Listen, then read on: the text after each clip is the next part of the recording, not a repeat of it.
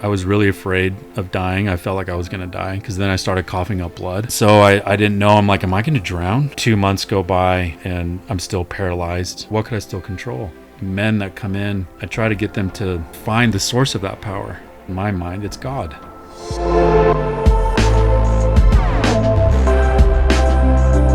So when I was 19, I was serving a mission for the LDS Church. I was down in Puebla, Mexico.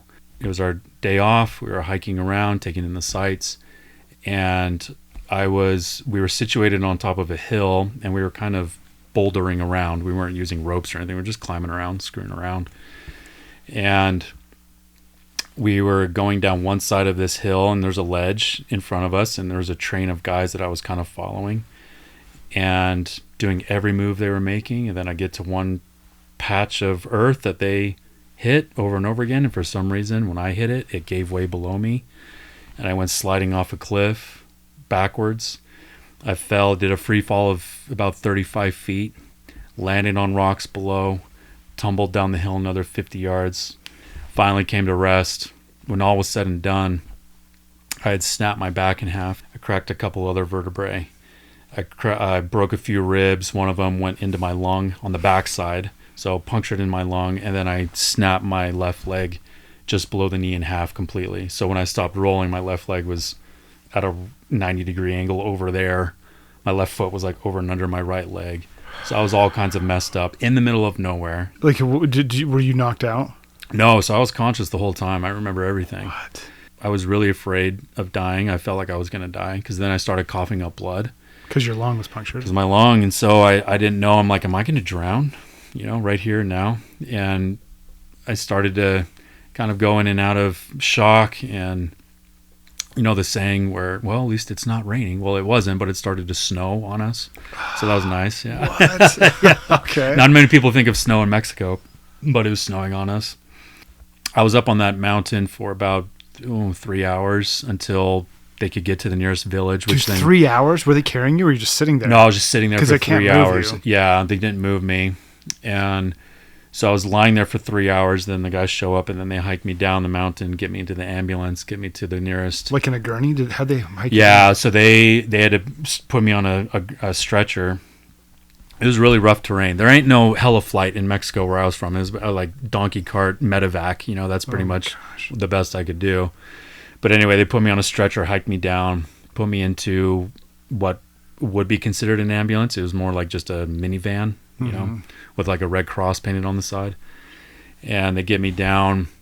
Do you have morphine at this point? Any pain? No, not yet. Ooh, not yet. nothing. So I'm in agony. The thing that hurt the most, by the way, wasn't my leg. It wasn't necessarily my back. It was the ribs, because everything from here down is numb.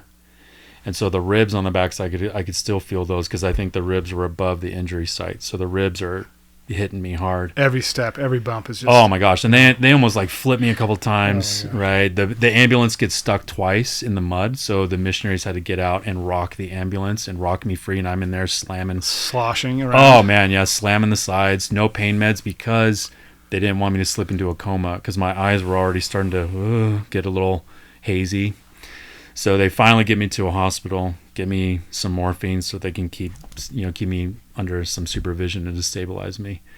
In the meantime, my parents are coming down from California. Mm-hmm. They get word of what happened. They're on their next flight down, and they're making the decision with doctors all across the country. What do we do? What do we do? So they did a surgery on me in Mexico to stabilize my back. They took bone out of my hip, put it in my back. They cleared off all those bone chips from the vertebrae that had shattered, put metal in my back, and then they just casted my leg. They're like, we can fix that in the States. We don't need to do that now. I was in the hospital in Mexico for about a week. Since we're talking about God, I felt like I had very special experiences where I feel like he was there. Once again, it wasn't this pain's going to go away anytime soon, but I'm here, and you will face pain, but it won't always be this kind of pain. Maybe it will be a little bit different. Maybe it will be a little bit more manageable. And so I had a lot of really incredible spiritual experiences. Now, that could be spiritual experiences or the drugs they had me on. I'll take it either way. I'll take it either way.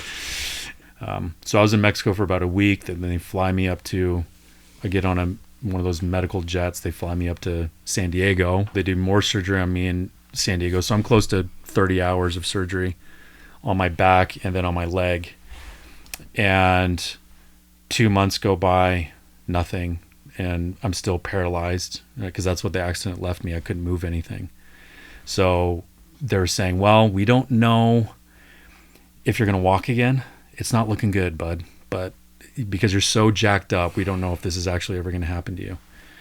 They took the metal out of my back. They put more and beefier metal in it. I still have the bag of metal, by the way, from Mexico. That's a good show and tell Mexican item. metal. Yeah.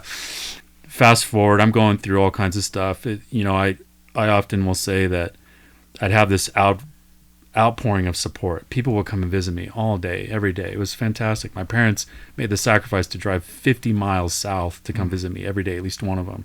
But man, at night, that's when the devil comes out to play. At night. Oh my gosh, the devil comes out to play at night, and I've had my battles with him. But once again, by anchoring myself to God and to Jesus Christ, it allowed me to fight those battles in a way that was meaningful to me. I made a stand. But about 2 months after the accident, I'm still in the hospital, and my doctor says, "Hey, why don't you move that toe?" And I go, okay, like I've been trying to do that for months. That's what they tell you, like try to remember what it's like to move your toe. So looking down at my toe, silence in the room. And then all of a sudden I feel this internal pop in the back of my head, and it like fills my head with warmth. I'm like, whoa, that was weird. And it's almost like this warmth followed my trail of thinking all the way down to my foot until my toe just barely moved. And so I had what I call my miracle. And what was interesting is that I felt like I entered into a promise right then and there with God that it's kind of like I'll hook you up along the way, but you still got to put in the work. And I'm like, oh, I'll put in the work. You just throw me those bones every once in a while. Like it talks about in the New Testament, like, will you heal my son? He's like, well, do you believe? He goes, yeah, I believe, but I need you to help my unbelief. I mean, I had to accept my pain. In a lot of ways, I didn't have a choice. But with the choice I did have was that I didn't have to turn it into suffering. Because there's a difference. There's a difference between pain and suffering. And so if I can accept the pain now and then act in accordance with a certain value that I have dear to me or that I hold high, then I'll still be in pain. But maybe I can avoid some of the suffering down the road in the future a little bit. So it took From that, it took me about 4.5, almost 5 years to get to walking where I am now. So just like a baby, I had to learn how to crawl. I was humbled, very much in different ways. I couldn't use the bathroom on my own for a long time. So I went from wheelchair to a walker to arm crutches to 2 canes to now just 1 cane. So when everything was taken from me, what could I still control? Oh, I can decide how I react. There's so much power in that. And so that's men that come in. I try to get them to now find the source of that power.